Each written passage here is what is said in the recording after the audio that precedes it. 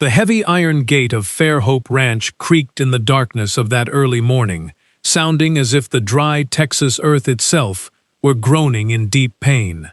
Rachel passed through it on foot, carrying a battered leather suitcase in her right hand and a small bundle of clothes balanced carefully on her left shoulder, never turning back to look at the life she was leaving behind. Far behind her, standing at the very top of the grand staircase made of imported Italian marble, her father was screaming into the chilly night air.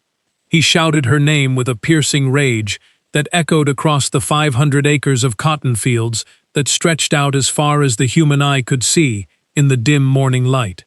He yelled that she would return to him, that she would come back crawling on her knees begging for his forgiveness, predicting that in less than one single year she would be broken, starving, and crying at his doorstep. But Rachel just kept walking down the long dirt road, her boots kicking up dust, her heart locked in a silent determination that no amount of screaming could ever shatter. Up ahead, waiting patiently on the shoulder of the deserted country highway, stood a thin young man wearing a faded, sun-bleached cowboy hat, his weathered hands gently holding the leather reins of a single horse. There was no luxury pickup truck waiting for her, no grand escort of ranch hands, and certainly no wealthy dowry to secure their future together. There was only Jacob, standing there with his eyes cast down toward the gravel, possessing the quiet humility of a man who knew he had absolutely nothing of material value to offer this wealthy girl except his own devotion. Next to him stood a beautiful dun-colored stallion, with a wild black mane that whipped softly in the steady West Texas breeze, a rugged heritage animal named Vortex. Rachel finally reached the edge of the asphalt, set her heavy leather suitcase down in the dirt, and did the only thing that truly mattered in that life-altering moment. She looked up into Jacob's tired eyes and smiled a genuine, radiant smile, and with that single look, she willingly let go of a multi-million-dollar inheritance that most people would spend their entire lives killing to possess. Her father was Harold Miller Vance, and during those prosperous years, he was widely known as the most powerful and influential agricultural tycoon in the entire western region of Texas. He was a stern, unyielding man who commanded a fleet of modern green tractors that each cost far more than a standard suburban home. A man who regularly sat at lavish dinner tables with high-ranking government officials and local politicians. Harold measured his own human worth exclusively in the number of overflowing harvest sacks his barns produced and the thousands of fertile acres listed under his family name. His land seemed to stretch from one horizon to the very edge of the next, and he was fond of repeating, with that dry, cold pride common among men who have never known the true agony of hunger, that every single cent of his immense fortune had been built solely by the sweat of his own brow. He repeated this grand claim so many times to the local newspapers and townspeople that he eventually came to believe his own words. And right there lies the very first great lie of this long story, because the vast fortune of the Vance family was never born from the sweat of Harold, but rather from the vision of another man who came long before him, a sacred name that nobody inside that marble mansion had the courage to speak aloud anymore. Rachel was an only child, raised inside the suffocating walls of that enormous ranch, completely surrounded by every luxury imaginable, yet entirely starved of genuine human warmth at the exact same time. She had the finest silk dresses, expensive seasonal vacations to European capitals, and a prestigious education at a private university in the city. But she also had a father who treated parental affection like a business contract, always written with hidden clauses and heavy emotional demands. Harold had spent years secretly planning to marry his daughter off to the eldest son of a wealthy neighboring oil and cattle magnate, intending to merge their vast properties and build a colossal agricultural empire that no one in West Texas would ever dare to challenge. He had every single detail perfectly mapped out in his cold mind, arranging his daughter's future exactly the way he meticulously planned a seasonal crop rotation. The only thing the powerful tycoon forgot to account for was the independent heart of his young daughter. Because on a warm Saturday afternoon, during a small-town rodeo festival, Rachel accidentally bumped into a quiet cowboy from the rugged hills who had come to Texas seeking honest work. Jacob did not attempt to court Rachel with grand promises of luxury or wealth, because he simply did not possess a single token of fortune to his name. He courted her the only way his mother had ever taught him, which was by offering her the absolute, unvarnished truth of who he was.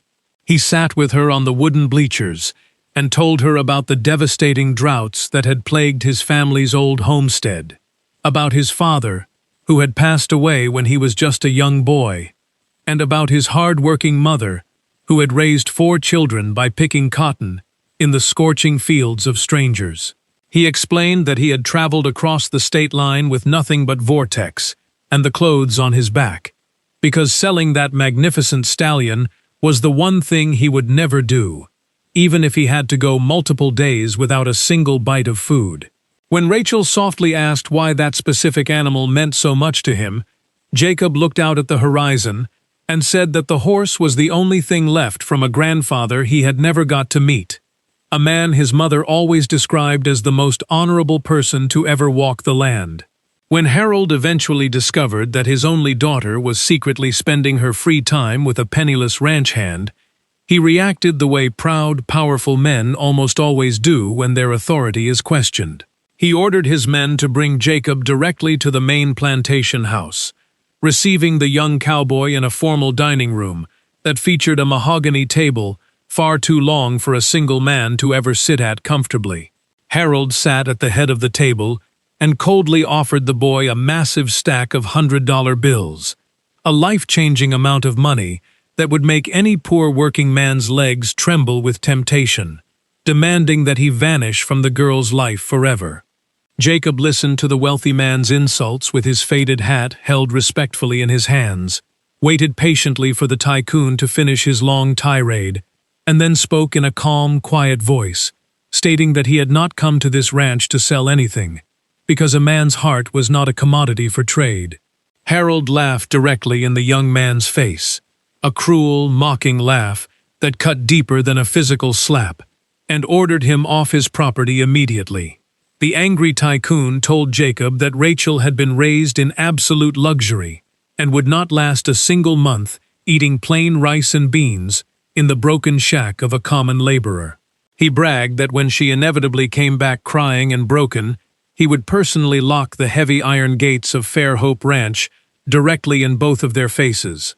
It was on that exact night that Rachel made her final decision, not out of the blind, reckless passion that often clouds the minds of the young, but because of a much deeper, profound realization about the true nature of her father. She looked at the wealthy man and saw a soul that despised the word of a poor man simply because of his poverty, and she understood that she had spent her entire youth surrounded by people who valued human beings exclusively for what they owned. She packed her single leather suitcase before the morning sun could rise, left her velvet jewelry box worth more than a suburban home sitting untouched on her mattress, and walked down the marble stairs. As her father stood on the illuminated portico, shouting curses and swearing by the memory of her late mother that his ungrateful daughter would return crawling in the dirt, the wheels of time began to slowly turn against him. In my many long years of traveling the open roads of this country, I have learned a profound truth that very few wealthy people are willing to believe. Animals can perceive the true character of a human being long before that person ever opens their mouth to speak. And that remarkable stallion, Vortex, had loved Rachel from the very first afternoon he smelled her hand. A true heritage horse is unique in that way.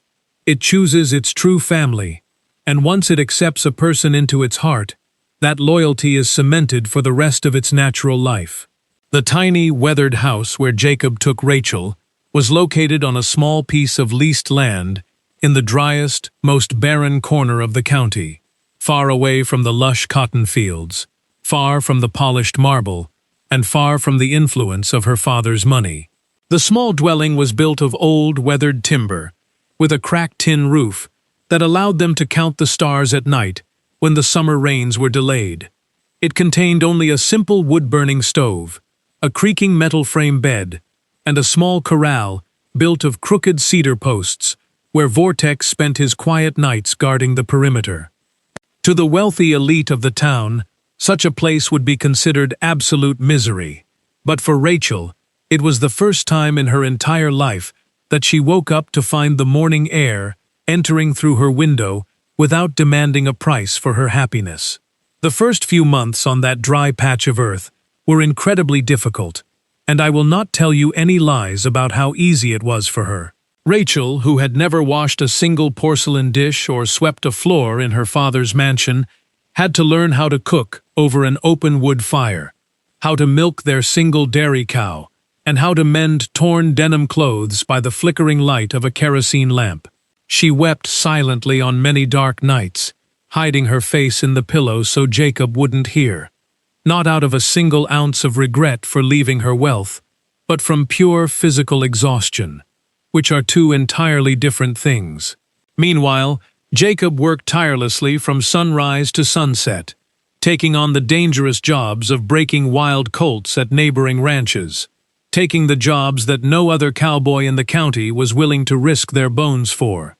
On every single job he took, he brought Vortex along with him, because that stallion possessed a rare, inexplicable gift that the older ranch hands watched from afar with absolute amazement. Vortex had an innate ability to calm the most terrified, violent animals. He would walk calmly toward a wild colt that was foaming at the mouth with fear, stand perfectly still by its side, and within a few minutes, the wild animal would grow completely docile. The old cowboys whispered among themselves that the dun stallion must possess ancient, pure blood from the legendary foundation herds of the Old West, though none of them knew just how right they truly were. Harold, from the high tower of his grand plantation house, waited day after day for his telephone to ring, fully expecting his daughter to call out for emergency financial rescue. He fully expected the arrogant young cowboy to appear at his front gate with his hat in his hand, begging for a low-paying job just to survive. But the telephone remained completely silent as the weeks turned into months. The season advanced. The cotton crops grew tall under the summer sun, and down in the small timber shack, the quiet stubbornness of a poor man and the fierce courage of a wealthy girl were slowly building something that Harold had never managed to create with all the millions in his bank accounts. And during that exact time, high in the sky over the plains of West Texas, a massive weather pattern was beginning to form, far away at first, but moving steadily inward, a devastating phenomenon that every old rancher knows in his bones and fears from the moment he is a boy. The morning sun began to bake the earth with an unfamiliar, intense heat. The white clouds completely vanished from the horizon, and though no one realized it yet, the great drought was arriving. A historic drought never hits a country all at once. It arrives slowly, stepping softly across the land, and that gradual approach is the most terrifying part of its nature. First came the minor delay of the spring rains, which the local farmers dismissed as a common occurrence, confident that the downpours would eventually return to bless their fields. Then the sky transformed into a hard, brilliant shade of blue, completely devoid of a single cloud to offer shade from the relentless sun, and the old-timers looked up and read the grim sentence written above them. Jacob observed the changing sky morning after morning, standing beside Vortex with his eyes narrowed in that quiet, deeply rooted anxiety that characterizes men of the soil. But if the lack of rain was an inconvenience for a poor family who possessed very little, it was an absolute death sentence for a massive agricultural empire built on a foundation of sand. The entire empire of Harold Miller Vance was constructed entirely on massive monocure crops, plants that possessed an insatiable thirst for water and required constant, expensive irrigation to survive the summer heat. In that cursed year, the rains simply never arrived at all, and as the long months dragged on, the plains of West Texas, which usually resembled a vibrant green carpet stretching to the horizon, transformed into a pale, cracked, and deeply tragic desert. Harold's vast fields of crops grew weak and stunted, turning a sickly yellow long before they could ever mature, finally dying where they stood in the dirt, leaving millions of dollars of potential revenue rotting in the dry heat. The proud tycoon, who had spent his entire adult life measuring his personal dignity by the number of harvest sacks he sold, watched his entire life's work evaporate into nothingness, alongside the very last drop of morning dew. The expensive green tractors and modern harvesting combined sat completely silent inside the dark garages, because there was absolutely nothing left in the fields to harvest. The local banks, which are always eager to be your best friend when the rain is falling and the business is booming, suddenly began to make cold, demanding phone calls to the mansion. The massive debts that had seemed entirely manageable during the prosperous years suddenly transformed into an insurmountable mountain of financial ruin that threatened to crush the family legacy. For the very first time in his long, arrogant life, Harold tasted the bitter, dry flavor of absolute terror in the back of his throat. In my long life spent traveling across the agricultural heartland of this nation, I have seen many great farming empires collapse in this exact manner, and I can tell you a truth I learned by watching the earth. The land has absolutely no pity for human pride. The soil does not respect a legal property deed, it does not care about a bank balance, and it shows no deference to a wealthy family name. The earth demands its payment from every human being equally. And those proud men who mistakenly believed they were the absolute masters of the land eventually discover that they were nothing more than temporary tenants. Harold discovered this ancient truth in the most painful way possible, forced to sell off his prize cattle at a fraction of their true worth just to keep the collection agencies from his door. The desperate tycoon was forced to fire loyal ranch hands who had worked by his side for over 20 consecutive years, putting his beloved heavy machinery up for public auction as the grand Fairhope Ranch slowly withered into a wasteland of broken fences and empty silos. The once powerful man lost weight rapidly. His shoulders hunched forward under the immense stress, and he aged a full 10 years in the span of a single summer. Yet despite his world crumbling, he refused to pick up the telephone to call his daughter. Pure pride is always the very last thing a man of that nature is willing to let go of. He will gladly surrender his land first. He will watch his money vanish. He will sacrifice his physical health. But his stubborn pride remains locked in his chest, pulling him down into the abyss. Down in the small timber shack on the leased land, the severe drought was also battering their daily lives, but it struck differently against people who had been born and raised to endure the hardships of the earth. Jacob did not panache or give in to despair. He simply did what his ancestors had done since the founding of the country, rationing their small well water, preserving every scrap of dry grass, and digging their water holes deeper into the creek bed. It was during this incredibly dark period that the stallion Vortex truly showed the world the magnificent purpose for which he had been brought into existence. While the expensive, pampered show horses on the wealthy estates were rapidly wasting away, requiring costly imported feed and pristine filtered water that was no longer available, that rugged heritage stallion remained completely solid and strong. He willingly consumed the dry, coarse scrub brush that the high-bred animals refused to touch, walking miles across the baking rocky soil, under the intense Texas sun, without ever showing a single sign of weakness or complaint. When the other horses on the surrounding ranches finally lowered their heads in total defeat, Vortex held his head high against the hot wind, his eyes bright with an ancient endurance, and kept moving forward. The desperate ranchers of the district, watching this incredible display of survival, began to actively seek out Jacob's small homestead, begging him to breed their surviving mares to his legendary stallion. The local cattlemen realized that they desperately needed the blood of an animal that could actually survive the harsh reality of a changing climate, and it was at this moment that the beautiful secret of Vortex's lineage began to unravel. To truly comprehend the remarkable events that followed in this story, you must first understand the true history of the incredible animal that Jacob rode through the dust. The heritage stallion was not just an ordinary horse. He was a pure descendant of the historic colonial Spanish horses that had first been brought to the American continent by explorers in the early 1500s.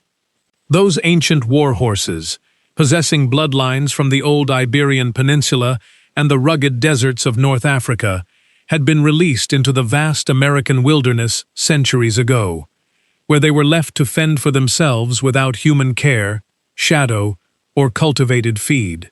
Out on the harsh, arid plains, the animals underwent the most brutal and beautiful process that nature can devise, which is the law of natural selection. Only the absolute strongest individuals survived the freezing winters and the scorching summer droughts. Only the horses that could endure prolonged hunger, severe thirst, and the relentless sun lived long enough to pass their blood down to the next generation. Over the course of 4 centuries, nature carefully sculpted a distinct breed of American horse, often referred to as the heritage Mustang or the vaquero horse, an animal possessing hooves so incredibly hard that they never required iron horseshoes. According to the oldest breeders in the country, these compact animals could easily travel 70 miles in a single day over sharp volcanic rock without ever injuring their feet or showing lameness. They were relatively small creatures, standing between 14 and 15 hands tall and weighing less than 1,000 pounds, making them appear completely insignificant next to the massive, pampered thoroughbreds owned by the wealthy elite. But within that small, muscular frame lay a deep reservoir of genetic endurance that no modern, artificially bred horse could ever hope to replicate. Modern agricultural preservation societies have documented that these heritage horses can easily survive by eating low-value weeds and drinking brackish water that would cause any ordinary farm animal to collapse and die within days. Furthermore, they possess an incredibly gentle and intelligent disposition, making them easy to train, and they display a remarkably smooth gaited movement that allows a rider to travel for miles across the country without feeling physical fatigue. In short, it was a horse that nature had designed with absolute precision to conquer the most devastating droughts the earth could throw at it. And it was this exact masterpiece of natural endurance that Jacob had tied to his crooked cedar corral, while the wealthy tycoons of the valley watched their expensive animals perish one after another. But there is a tragic element to this history that I must share with you, because it is an essential truth of our modern world.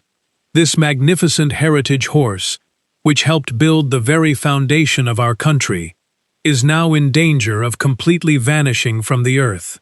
According to recent data from national livestock preservation groups, there are very few purebred individuals of this historic lineage left in the entire country, and their numbers continue to decline every single year due to human neglect and a lack of organized breeding. It requires immense dedication, careful record-keeping, and passionate people to preserve this ancient bloodline before it is lost to history forever. Harold, during the highest peak of his immense wealth, had looked directly at that magnificent stallion and seen nothing more than a worthless, common pony fit for the slaughterhouse. The proud tycoon, who calculated the value of every living soul strictly in dollars and cents, was completely incapable of reading the priceless history standing right in front of his eyes. And that, my dear friend, is the most expensive form of blindness that can ever afflict a human being in this life. It was on one of those hot summer afternoons, with the local demand for the stallion's breeding services growing daily, that Jacob gently asked Rachel to come sit with him on the wooden porch steps. He reached deep into a weathered metal tin that he had kept safely hidden inside his closet for many years, pulling out a carefully folded piece of paper that was yellowed with age and nearly falling apart at the seams. It was the official, handwritten registry document for Vortex, detailing the long pedigree of the animal, written decades ago by an old-fashioned horse breeder in the rugged hills of New Mexico. Rachel took the fragile paper with a trembling hand, brought it close to her eyes to read the elegant cursive script, and felt the earth completely vanish beneath her boots. Because there, written at the very bottom of the document in the space reserved for the original master breeder, who had carefully selected those bloodlines over a lifetime of devotion, was a name she knew in her bones. The name written on that paper was Arthur Vance, her own paternal grandfather, the honorable old man whose name had been completely forbidden from ever being spoken aloud inside the walls of Fairhope Ranch. I know the terrible weight of that kind of family silence. I have lived through long nights where a person suddenly discovers that everything they were taught as a child was nothing more than a convenient half-truth. And I can tell you that it is a deeply painful experience to gather up the broken pieces of a family history that your own parents spent decades trying to hide from you. Rachel sat there in the fading evening light, clutching the fragile registry paper to her chest, as the immense scope of the truth began to wash over her soul. Jacob sat beside her and softly recounted the secret story that his own mother had whispered to him by the fireside when he was a boy. He explained that many decades ago, long before Harold became the wealthy king of the cotton industry, there was an older rancher named Arthur Vance, who was the true pioneer and builder of the original family estate. It was Arthur who had first cleared the wild Texas land. It was Arthur who had gathered the very first head of cattle, and it was he who had bred these heritage horses with a deep love and respect that became legendary across the state. But as Arthur grew old and frail, he was deeply betrayed by his own ambitious son, Harold, who used corrupt lawyers and fraudulent paperwork to legally declare his own father incompetent, seizing the entire empire for himself. The ruthless young Harold had brutally cast his own father out of the family mansion, treating the honorable old man like a stray dog that was no longer welcome at the table. Arthur had walked away from his life's work with nothing but the clothes on his back, and the one thing his son could not legally touch: a single heritage mare that was pregnant with the absolute finest bloodline from his herd. And it was from that single displaced mare, raised in absolute poverty by an old man stripped of his dignity, that the stallion Vortex had been born generations later. Rachel wept bitterly as she listened to the story, her tears falling onto the dry wooden porch steps. She wept for the grandfather she had never been permitted to know, and she wept for the grand lie in which she had been raised. She felt a profound mixture of intense anger and deep sorrow washing through her heart.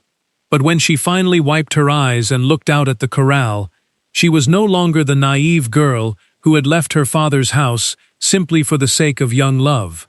She now carried a sacred mission in her soul, because she understood that the stallion standing in their yard was not just an animal that was saving them from financial ruin during the drought. He was the true, spiritual inheritance of her family. He carried the pure blood of the honorable old man who had built everything with honesty, the legacy that had been stolen by greed. And far away at Fairhope Ranch, the corrupt son who had betrayed his own father was slowly sinking into absolute bankruptcy, completely unaware that his ultimate salvation was sleeping that night in a humble cedar corral, guarded by the very daughter he had cursed. The historic drought held its grip on the state for nearly 2 full years, and when the dark storm clouds finally returned to unleash the rain, they poured down upon a completely transformed landscape. Many of the massive, industrial plantations had been completely reduced to dust, and many of the wealthiest landowners in West Texas woke up to find themselves entirely ruined. But in the midst of that widespread agricultural devastation, a small, independent enterprise had begun to flourish, though the outside world had not yet taken notice of its quiet success. Jacob, possessing the relentless determination of a man who had spent his entire life learning how to survive the hardships of nature, had transformed Vortex into the most celebrated and sought-after stallion in the entire region. The smart ranchers who managed to survive the financial crisis had learned the hard way that pampered, imported horses could not endure the reality of the climate. They needed the rugged heritage blood. Every serious cattleman in the county now desperately wanted their mares to be covered by Vortex, eager to raise colts that would inherit that legendary resistance to heat and hunger. Jacob, who was a man of absolute integrity but certainly no fool, managed the growing business with exceptional wisdom and foresight, refusing to ever sell the stallion but charging a fair price for his breeding services. He carefully raised the young colts, selling them at premium prices to serious conservationists and ranchers who truly understood the vital importance of preserving the historic breed. With every single heritage foal that was born in that corral, a small piece of old Arthur Vance's honor was being brought back into the modern world. Within a short period of time, the humble timber shack and the small cedar corral were no longer large enough to contain their thriving operation, prompting Jacob to lease more land and eventually purchase their very first acreage with clean, hard-earned money. Rachel worked directly by his side, utilizing the expensive university education her father had paid for to manage the complex legal registries, the financial accounts, and the organizational structure of what was rapidly becoming a premier equestrian facility. What had started out as a desperate flight from tyranny in the dark of night was slowly and honestly transforming into a magnificent ranch dedicated to the preservation of the American heritage horse. It was not a massive monoculture empire built on debt and exploitation, but rather something smaller, more resilient, and deeply alive. It was an enterprise that possessed a genuine soul. In my humble opinion, as an old man who has witnessed many different ways that people acquire wealth in this world, I can tell you that this is the only kind of fortune that truly matters. Money that is obtained through betrayal and deceit will always rot the soul of the person who holds it, while wealth that comes from the sweat of your brow, the keeping of your word, and the compassionate care of the earth will always sustain you. It was on a brilliant, sun-drenched morning, the kind of clear day that only arrives after a long period of cleansing rain, that a battered and dusty old pickup truck slowly pulled up to the front gate of the new ranch. A frail old man slowly stepped out of the driver's side, and it took Rachel several long moments of staring through the sunlight to recognize the face of the visitor. When the realization finally hit her, a sharp pain shot straight through her heart, because the man standing at the gate was indeed her father, Harold. But he was no longer the arrogant, towering tycoon who had screamed from the top of the Italian marble staircase. He was a thin, broken old man, wearing worn-out clothes, holding a stained cowboy hat in his trembling hands. His eyes were deeply sunken with the profound exhaustion of a man who had lost everything he owned and had not slept a peaceful night in months. Fairhope Ranch had been completely repossessed by the federal banks. The thousands of acres had been sold off at public auction, and the man who had proudly sworn that his daughter would return crawling in the dirt was now standing at her gate, lacking the courage to even step onto her property. The two of them stood there in the morning breeze, separated by the wooden fence, locked in a heavy, profound silence that carried far more emotional weight than any loud argument ever could. It was Harold who finally broke the silence, his voice cracking with a deep humility that Rachel had never heard from him in her entire life. He openly admitted that he had been completely wrong about everything, that he had lost every single asset to his name, and then, in a soft whisper, he asked if they might have a job for him on the ranch.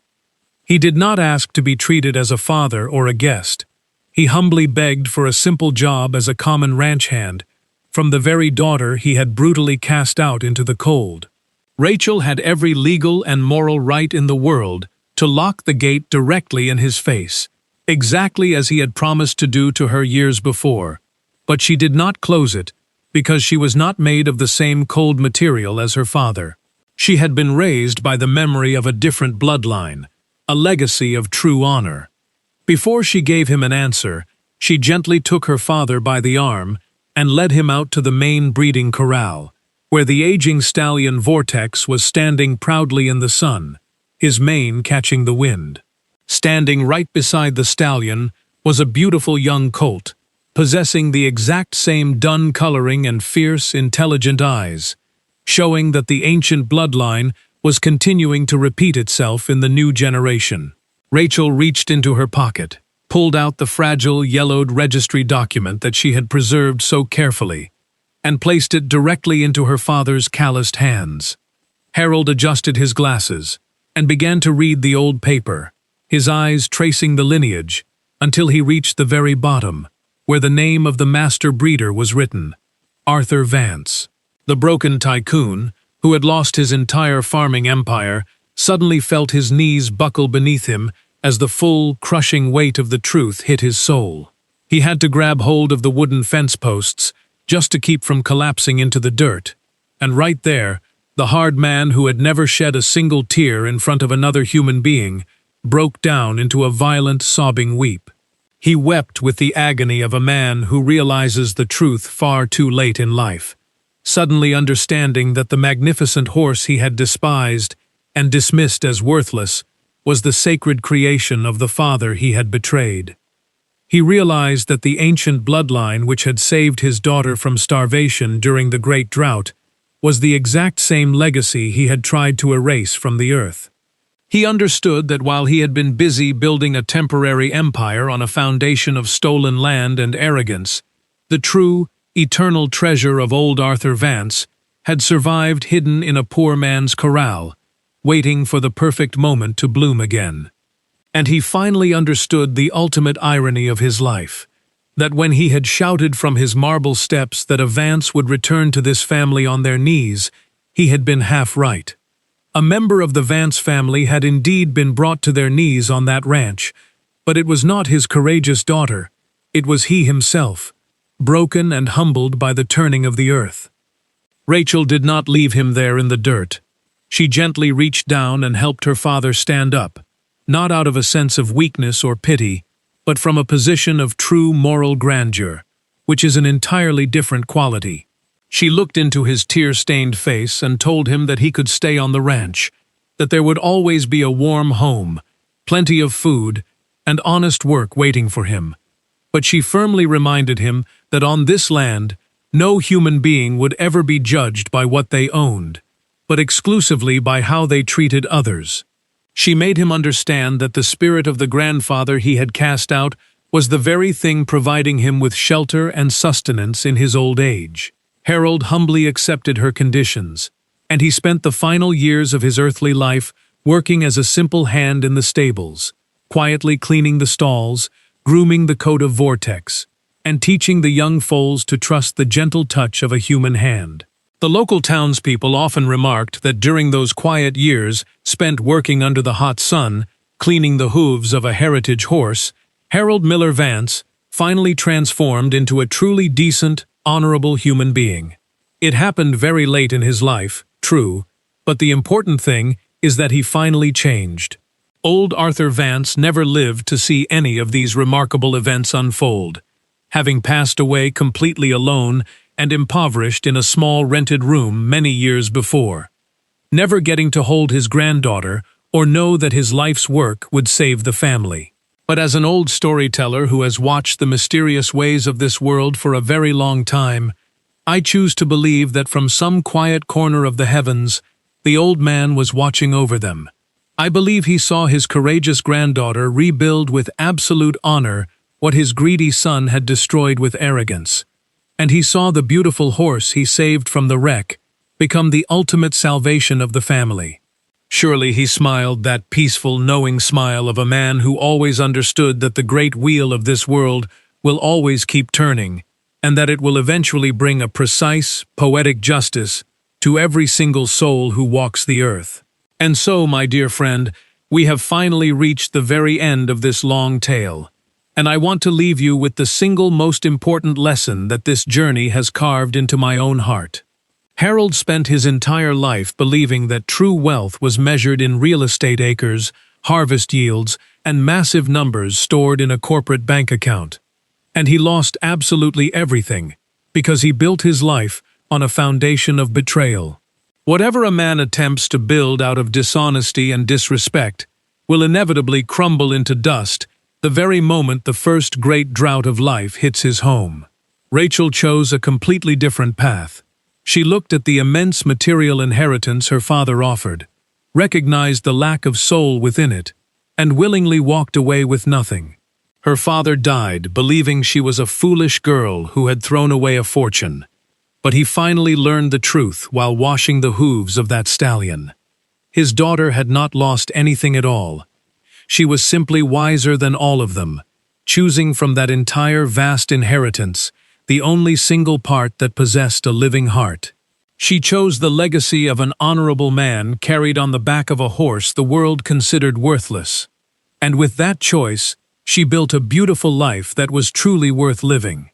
I urge you to take deep care of the things that possess a true heart in your own life, and never measure the worth of a human being by the size of their wallet, but rather by the sacred integrity of their word.